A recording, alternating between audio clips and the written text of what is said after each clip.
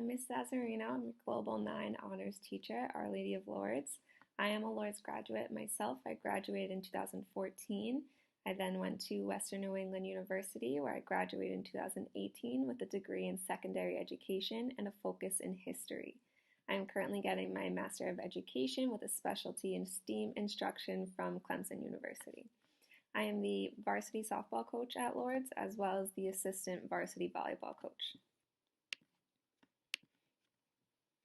This year in Global History, we start with prehistory and go all the way until the early modern European age, or what we call the Age of Absolutism. This is part one of a two-part course that students will finish their second year, which will be Global 2 or Global 10. We use the McGraw-Hill Global History and Geography 1 textbook, which students have been given an online access code to. They all received an email with a login and password to access that online textbook. There is no Regents exam at the end of this course. There is a Regents exam at the end of Global 2, which students will take their sophomore year. That Regents exam only covers material from Global 2. It does not cover material from Global 1 that we cover this year. It is important to note, though, that this is a new Regents exam that has changed from Regents exams in the past, so we will continue this year to practice the skills needed for that new Global 10 Regents exam. So that way students are prepared next year when they start to cover the material for that exam. Our course focuses on political systems, economic systems, human rights, revolutions, wars, geography, science and technology, belief systems, all things that are needed to have an increasing knowledge of the world and better understand global history. Our grading policies follow those of the entire social studies department, which means that writing assignments or projects and tests are worth 40%, quizzes are worth 30%, homework is worth 20%, participation is worth 10%, for a total of 100% of the grade. It is always the responsibility of the student to check Canvas and make sure they are completing any assignments or making up missed work in the case that they are not able to complete it on the day it is due. On our Canvas page, the homework for the week and daily agenda is always posted, which I'll take you through our Canvas page in just a moment. It is expected that students check Canvas daily. That means during the class time as well as after the class time for any announcements, which they can also change their settings on their Canvas page to make sure that they are getting updates and announcements via email. Parents can join the Canvas classroom as an observer, so that way they can check any updates like announcements as well as keeping track of assignments that are due and the agenda for each class day. Our tests and quizzes are mainly multiple choice or stimulus-based questions. Using regentsprep.org, students can go through old Regents exams, which can help them to see the type of wording and questioning that the Regents uses. Since Global 2 is going to be a new Regents exam, there is not an exam bank with questions for students to review for this course, but it can be helpful to go to the Regents website and just see the type of questions that will be asked or the wording that they like to use.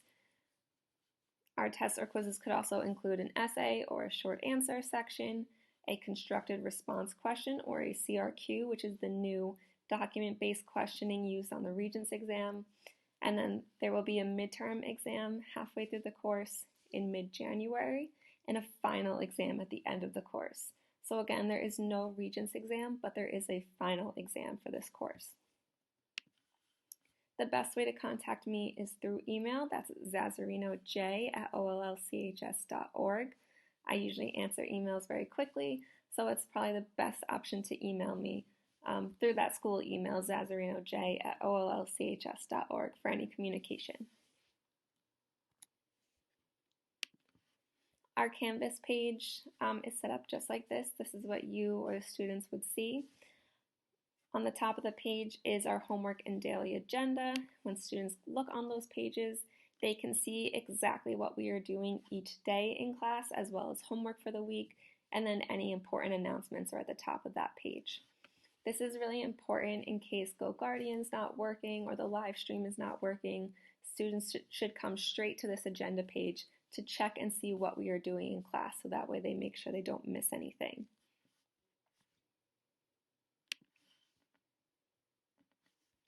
For daily updates or any announcements, especially considering things like GoGuardian or live streams, students should often check announcements, and like I had previously mentioned, they can set their settings on Canvas to make sure that they get email notifications whenever there is a new announcement for this course. So that way, like I had said, if there's an issue with GoGuardian not working or the live stream not working, I will always post an announcement updating them on what they need to do or what they missed. After our homework and daily agenda is our units. I keep the most current unit towards the top of the page. This is where students will find all of the assignments that are due while we are working on that unit.